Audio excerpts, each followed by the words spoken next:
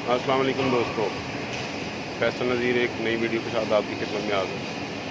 दोस्तों, आज की वीडियो उन लोगों के लिए जो लोग कहते हैं जी हमारे से माल सेल नहीं होता, तो उसका मैं आपको थोड़ा रिव्यू करवाना चाह रहा हूँ कि माल सेल करने का तरीक़ाकार भी थोड़ा आप चेंज करें। इस तरह शे की पैकिंग करें, शे की पैकिंग होगी, इस तरह एक पर्ची भी डालें, लोगों को पता चले साइज़ क्या है इसमें, और एक ऐसा भी लिखें मतलब जिस किस्म का माल है, जो उसका नाम है, वो आपने जो इसका नाम रखा वो लिखें।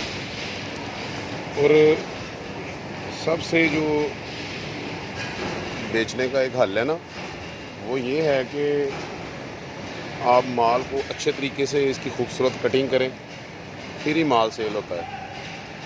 अदरवाइज़ जो है माल सेल नहीं होता। जब आप अजीब सी कटिंग कर देंगे, खूबसूरत कटिंग नहीं होगी। कहीं आप लोग अजीब बनवा लेते हैं जिससे माल जो है ना बड़ा अजीब सा कटता है और वो देख के खूबसूरत नहीं लगता।